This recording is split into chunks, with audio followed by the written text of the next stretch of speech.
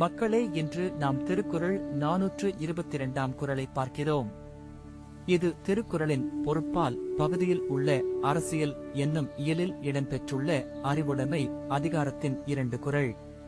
சென்ற இடத்தால் செலவிடா தீதொரீஇ, நன்றின்பால் உய்ப்பது அறிவு.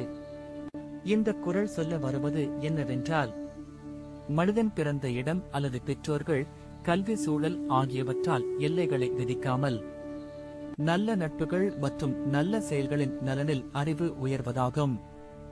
நீங்கள் எப்படியும் தகுதியானவராக இருந்தால் நன்றியுணர்வு கொண்டவர்களுடன் வாழ்வது அறிவை ஊக்குவிக்கும். ஏன் இந்த குறள் முக்கியமானது என்றால், இன்றைய உலகில் பலர் தோல்வி பேசும் அல்லது தரம் தெரியாத வழிகளால் மகிழ்வை தேடுகின்றனர். அதற்கு பதிலாக நல்ல நட்புகள், நல்ல செயல்கள் மூலம் அறிவு வளர்ந்து வெற்றியை உறுதிப்படுத்தும். உதாரணமாக, வியாபாரத்தில் நண்பரின் உதவி மற்றும் நல்ல ஆலோசனை காரணமாக வருமானம் அதிகரித்து கடமைகள் பலப்படுகின்றன. அதனால் அவரின் அறிவு நிதி நிலையையே உயர்த்துகிறது. மற்றொரு உதாரணம், பள்ளியில் நல்ல ஆசிரியர் மற்றும் நண்பர்கள் உதவியுடன் விழிப்புணர்வானவர்கள் கல்வியில் சிறந்து வாழ்க்கையில் பல வழிகளில் முன்னேறுகின்றனர்.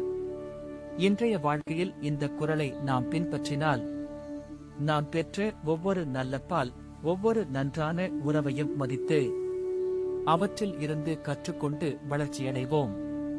அதனால் நமது மனதில் உள்ள வரம்புகள் அகழ்ந்து பெரிய இலக்குகளை அடைய முடியும். இதுதான் இந்த குறள் மிக அழகாக எடுத்துக் கூறுகிறது.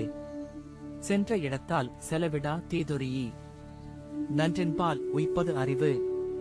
அடுத்த அதிகாரத்தில் மீண்டும் சந்திப்போம்.